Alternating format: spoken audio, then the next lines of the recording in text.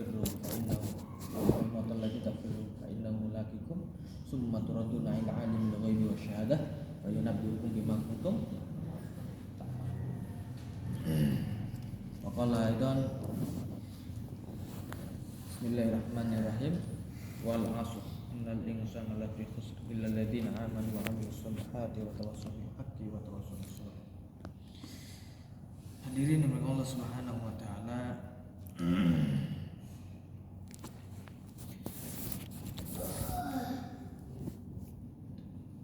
kematian ini adalah perkara yang pasti.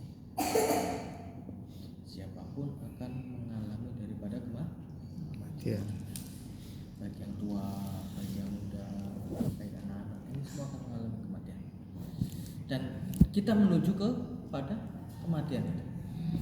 Baik sedang tidur, baik sedang duduk mengaji, makan, minum, hakikatnya menuju kematian.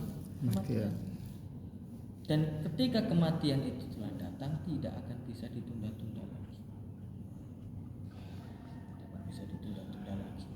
Siapapun tidak akan bisa mengelaknya. Qul katakanlah wahai Muhammad, innal mautal ladzi, sesungguhnya maut kematian, alladzi tafirruna minhu, yang mana kalian lari darinya, fa innahu mulaqikum, sesungguhnya kematian tersebut akan mendapati kalian. Kematian akan mendapati setiap orang yang bernyawa. Dalam satu hadis, kullu nafsin dha'iqatul, setiap kullu nafsin, setiap yang memiliki jiwa. Siapa yang memiliki jiwa? Manusia, jin, binatang, semua memiliki jiwa. Semuanya akan mendapati daripada kematian. Tidak sedikit. Makanya maut itu bagaikan bayangan. Dia selalu membayangi kita dan tidak akan terpisahkan. Kita kencangnya larinya kayak apa, tetap bayangan itu di belakang kita. Jaraknya sama. Larinya 1000 kilometer per jam, tetap saja bayangan itu tetap ngikutin kan gitu. Kalau kartun iya, ciung lari ke sana. Assalamualaikum salam. Lari jauh, bayang-bayang bisa tertinggal kalau kartun kan gitu. Tapi kalau yang asli tidak bisa. Begitulah kematian. Walaupun kita lari jauh, bagaimana menghalangi kematian itu agar tidak datang kepada kita?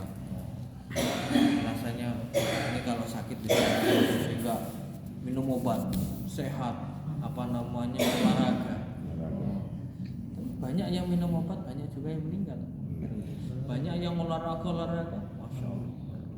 Bagaimana coba pemain sepak bola itu sehat kayak apa? Olahraga terus. Tapi ada yang lagi main sepak bola, tahu-tahu di lapangan meninggal. Siapa namanya? Saya lupa. Iya ada. Jatuh. Kenapa? Maut datang menghampiri kita ini tidak tergantung kepada kondisi badan manusia. Mau sehat kah? Mau sakit kah? Kalau memang datang. Mau sakitnya kayak apa? Kalau mau belum datang nggak akan mati. Tapi mau sehatnya kayak apa? Lagi seneng-senengnya kayak apa? Kalau maut memang sudah waktunya datang mati. Setiap hari 70 kali datang mendatangi kita. Malaikat maut ini melihat sudah waktunya belum? 70 kali. 70 kali. Mas, setiap detik. Masya Allah. Berarti tinggal hitung aja. Berarti 1 jam berapa kali? 24 jam. 24 jam kalau setengah jam itu baru berapa? Baru 48. 24 kali 3 berapa? Saya tahu. 60 berapa? 24 kali 3. 72. Berarti minimalnya dalam 1 jam 3 kali. 1 jam 3 kali berarti berapa menit sekali berarti? Berarti kan 20 menit sekali. 20 menit sekali. Hati-hati. Jam 20 menit malaikat maut buat kita. Inilah dimana Allah Subhanahu wa taala perkara yang paling cepat mendatangkan atau mengingatkan kita kepada Allah yaitu dengan perkara mengingat kematian. Terus sering mengingat kematian.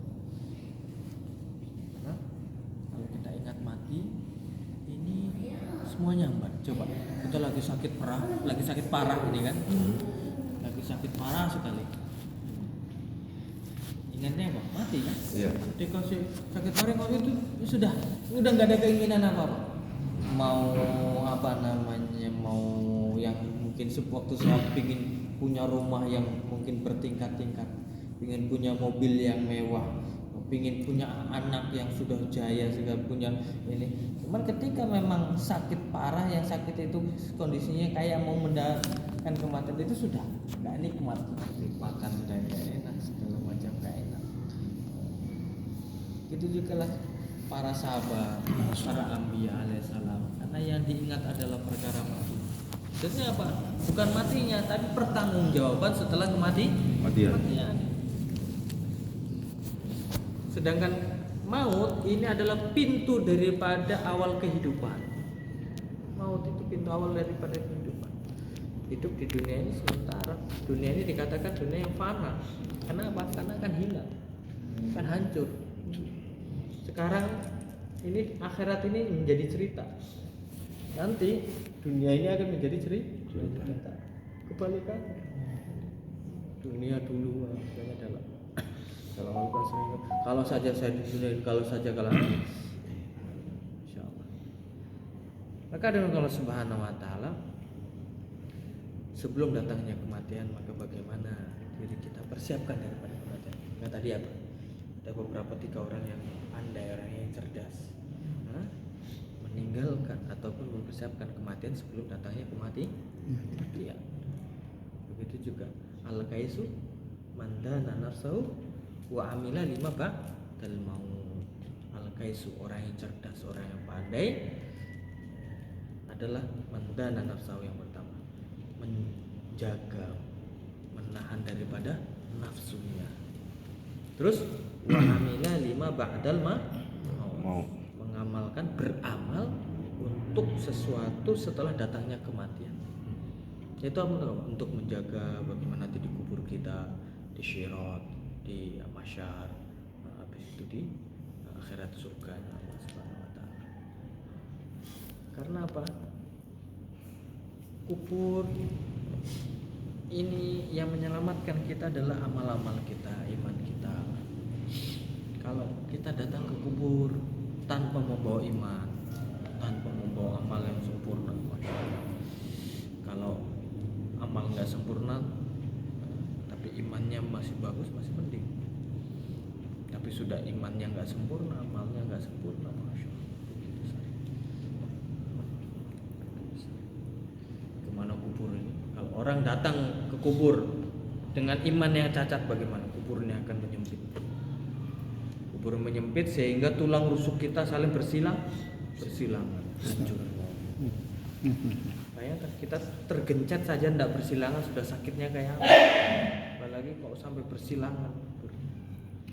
Astagfirullah. Kubur itu adalah Baitul Qurba, tempatnya orang yang asing, orang yang sendirian, nggak ada teman sama sekali, nggak ada. Meskipun maaf dalam artian kita bisa melihat satu liang itu diletakkan 2 orang 3 orang, tetap di situ tidak ada temannya. Diletakkan, malaikat nggak akan, malaikat apa namanya, ini tidak akan salah atau dijatuhkan jadi satu udah biar gampang. Kalau kita kan misalnya ngasih ujian udah 2 orang langsung atau 10 orang jadi bareng-bareng, tidak ada, tetap satu-satu. Meninggal sama di kuburnya sama, nanti apa ditanyanya bareng-bareng, enggak, tetap ditanya satu-satu. Dan dihukum itu tetap sampai yang kalau memang udah bisa jauh ya dihukum sampai hari kiamat terus-menerus. Loh kok bisa, sedangkan malaikatnya satu, orangnya banyak? Itu kekuasaannya Allah. Kuasanya Allah, dia tidak perkara itu. Kalau orang yang memiliki akal, istilahnya mengandalkan akal, malaikat itu kan cuma satu, sedangkan yang meninggal banyak sekali. Sedangkan ini disiksa sampai hari kiamat. Nah, gimana caranya nih? Kan gitu. Nah, ini baru nyiksa, ini belum datang, bagaimana nanya kan? Itu sudah Allah mampu untuk perkara seperti itu, mengatur seperti itu. Udah bagi Allah, bukan perkara itu. Cuma otak kita yang tidak sampai. Hari Allah Subhanahu wa taala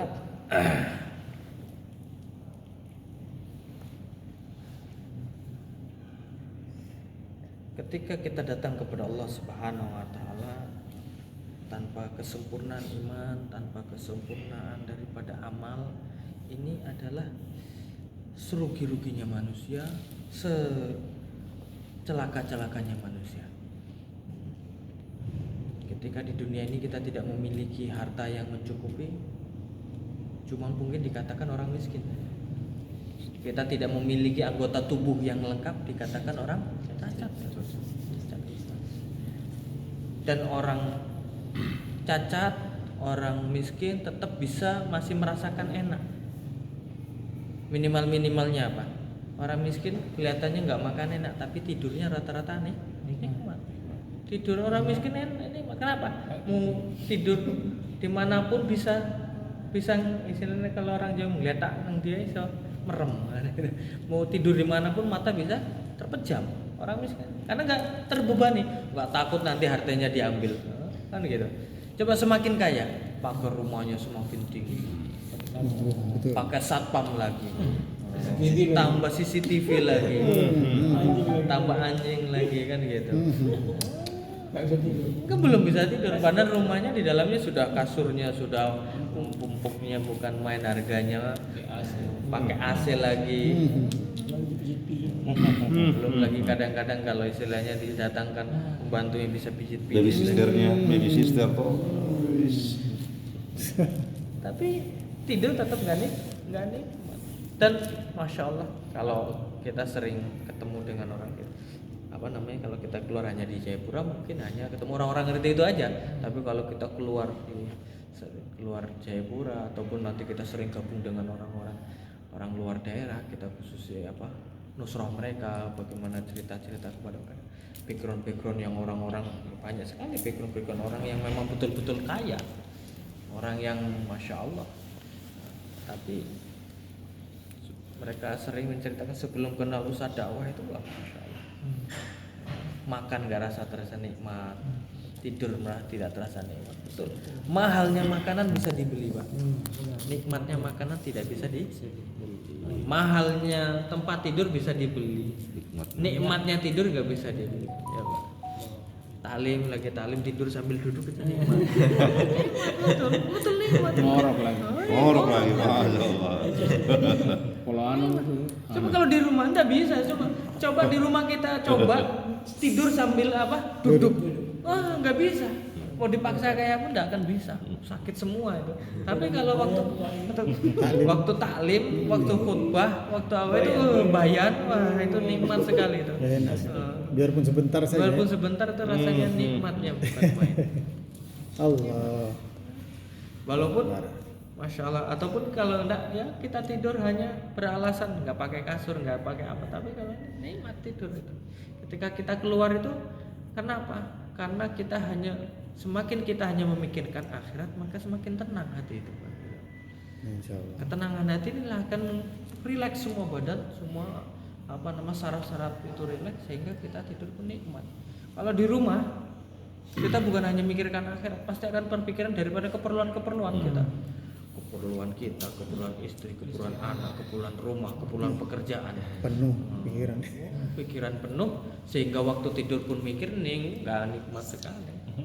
Makan pun sambil berpikir, tidur pun sambil mikirkan gitu. Tapi ketika kita keluar, makanya orang yang keluar rata-rata sehat. Orang keluar rata-rata sehat. Tapi begitu pulang gimana aja? Begitu pulang langsung cek ke rumah sakit. Ketika keluar makan apapun bilang makanan mendatangkan penyakit, tapi bukan makanan yang mendatangkan penyakit. Kita keluar makan kita hantam sana kemari, nggak datang penyakit. Tapi ketika pulang kenapa kok baru makan ini sudah ini? Bukan makanannya sebenarnya, tapi karena pikiran kita yang begitu banyak, mikir ini mikir itu segala macam sehingga maka bersyukurlah orang yang tidak banyak memikirkan dunia. Syukur orang yang banyak memikirkan akhirat. Karena orang yang banyak memikirkan akhirat ini hidupnya tenang. Fadzakir fa inna dzikra tanfa'ul mu'minin. Fadzakir, berikanlah peringatan karena sesungguhnya peringatan itu adalah bermanfaat bagi orang mukmin. Peringatan nih paling bagus untuk orang mukmin apa? Perkara akhirat kan begitu. Masa orang mukmin kok diperingat bagaimana untuk jual apa masalah perdagangan? Tidak mungkin dunia, tidak mungkin. Maka yang bermanfaat orang mukmin itu adalah peringatanku tentang kampung akhirat. Bahwa dunia ini sementara, akhirat selama-lamanya. Dunia tidak bisa memberikan manfaat dan madarat. Yang memberikan manfaat madarat adalah Allah. pekerjaan tidak bisa mendatangkan uang. Allah lah yang mendatangkan uang. Jika Allah kehendaki dengan pekerjaan bisa mendatangkan uang, jika Allah kehendaki tanpa pekerjaan pun bisa mendatangkan uang. La ilaha Illallah. Begitu juga uang tidak bisa mendatangkan harta. Tidak bisa. Uang tidak bisa kita belanjakan sesuatu kecuali dengan izin Allah. Jika Allah kehendaki dengan uang tersebut bisa mendatangkan harta, jika Allah kehendaki tanpa uang juga bisa mendatangkan harta. La ilaha Illallah. Dan juga harta tidak bisa memberikan kebahagiaan. Orang kan anggap kalau sudah punya kerja nanti bisa dapat uang. Kalau sudah dapat uang bisa dapat harta. Kalau sudah punya harta itu kayak mobil pakai bisa bahagia kan gitu. Ternyata apa? Harta benda tidak bisa mendatangkan kebahagiaan. Karena yang mendatangkan kebahagiaan siapa? Allah. Harta benda bisa mendatangkan kebahagiaan itu berhajat kepada Allah. Allah Subhanahu wa taala ingin memberikan kebahagiaan tidak berhajat sedikit pun kepada harta. Jika Allah kehendaki dengan harta bisa mendatangkan kebahagiaan. Jika Allah kehendaki tanpa harta pun bisa mendatangkan kebahagiaan. La ilaha Illallah. Maka yang paling penting untuk membetulkan keyakinan ini adalah bagaimana lisan kita ini harus selalu membicarakan kebesaran Allah. Membicarakan bahwa Allah adalah Al-Khaliq. Allah zat yang maha menciptakan. Selain Allah makhluk diciptakan. Allah adalah As-Sami, zat yang maha mendengar. Allah yang Allah Al-Basir, Allah zat yang maha melihat. Sampai apapun yang terbetik dalam hati setiap hamba itu dilihat oleh Allah. Keinginan-keinginan seorang hamba yang meskipun cuma dia saja yang tahu dalam hatinya, Allah tetap tahu. Karena wallahu alimun bidzatis sudur. Allah zat yang maha mengetahui apa yang ada terkandung dalam hati setiap hambanya. Kalau meyakini perkara ini, lisan selalu mengucapkan ini, nanti akan timbul rasa takwa, rasa takut kepada Allah Subhanahu wa taala. Karena mengakui adalah zat, Allah adalah zat yang menguasai seluruh makhluk, menjalankan kepada seluruh makhluk. Maka sering kita dengarkan dalam satu mafhum hadis, yaitu apa? Tidak akan jatuh sehelai daun yang kering di hutan belantara kecuali di situ ada izin Allah. Dan tidak seekor pun binatang yang hidup ataupun makhluknya Allah di permukaan bumi ini kecuali diberikan rezeki oleh Allah.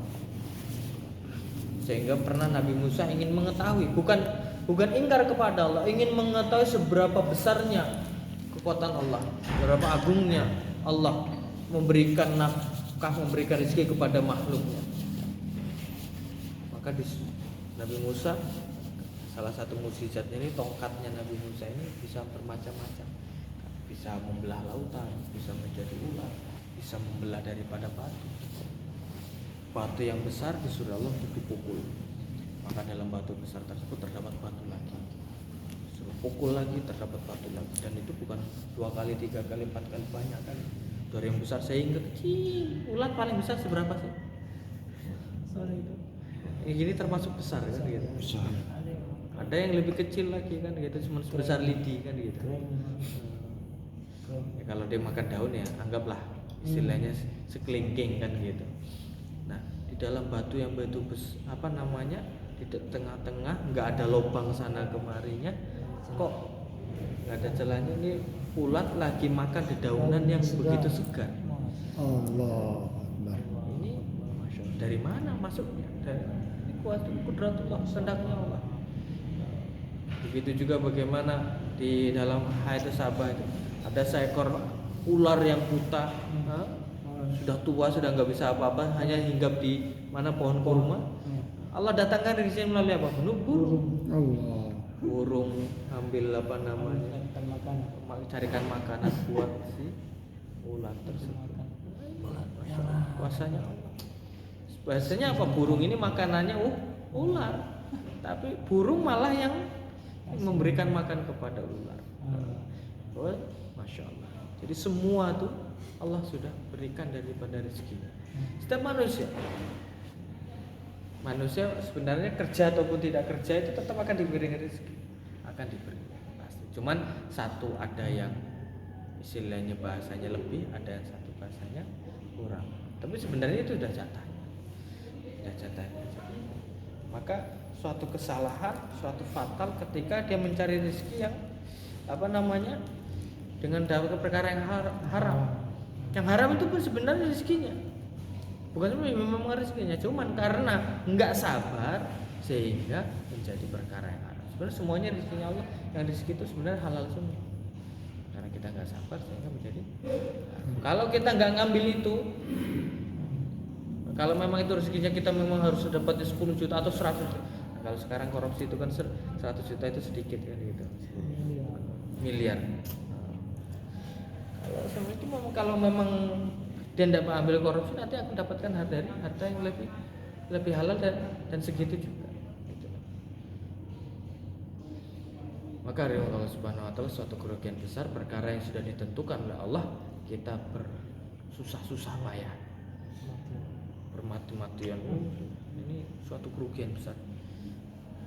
Harta rezeki sudah ditentukan oleh Allah, istri sudah ditentukan oleh Allah Subhanahu Wa Taala.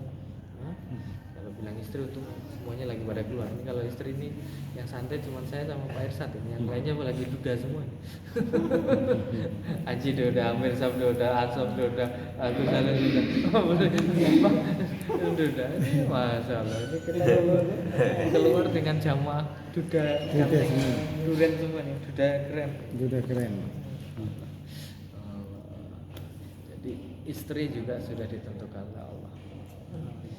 Kalau memang rezekinya istrinya lebih dari satu, Kalau istri yang bercerai bagaimana? Kalau istri yang bercerai itu berarti sudah jodoh bukan rezeki yang selamanya. Istrinya cuman bukan rezeki yang selamanya. Batasnya sampai di sini. Batasnya cuma sampai situ saja. Kalau dia apa namanya meninggal dan sampai dia enggak apa mungkin kalau misalnya suaminya meninggal dia habis itu tidak menikah lagi, dan kalau memang nanti dia jadi ratu bidadari yang begitu cantik, tapi nanti istri-istri kita kalau dia memang solehah menjadi ratu bidadari lebih cantik. Kalau yang tulang rusuk itu Bidadari. Ustaz, yang tulang rusuk katanya istri itu tulang rusuknya kita. Berarti Jadi kalau awal mulanya kalau itu istrinya dua berarti tulang rusuknya begitu. juga seperti itu. Jadi Siti Hawa itu dibuat dari tulang rusuknya, awal mulanya tulang rusuk daripada Sayyidina Adam. Dibuat dari situ. Bukan berarti kalau istrinya 4 berarti tulang rusuknya suaminya diambil 4, bukan seperti itu. Begitu ya? Bukan. Saya kira karena istri tulang rusuknya laki-laki, jadi tulang rusuknya perempuan ada 4. Maka dari Allah Subhanahu Wa Taala tidak usah bicara dari kalau beda dari itu. Nanti kalau bicara saja. Yang perlu dibicarakan yaitu bagaimana mempersiapkan iman amal kita mendapatkan pahala, mendapatkan Waalaikumsalam. iman amal yang betul. Inilah yang akan menyambut iman yang betul itu bagaimana meyakini makhluk ini tidak bisa memberikan manfaat ataupun madhar. Yang hanya bisa memberikan manfaat adalah Allah. Ini kalau ketika iman kita sudah betul. Kalau masih yang lain, makhluk itu bukan berarti hanya sekedar binatang, tapi semua yang nampak pekerjaan itu istri juga uang juga obat, semuanya kendaraan pokoknya apapun di perumahan ini makhluk. karena apa? makhluk itu yang dicipta. Kalau dia meyakini bisa memberikan manfaat, itu masih iman kita masih belum sempurna. Makanya ketika itu langsung alihkan. Mau minum obat yang sakit, obat tidak bisa menyembuhkan yang menyembuhkan Allah. Saya minum obat karena apa? Sunnatul.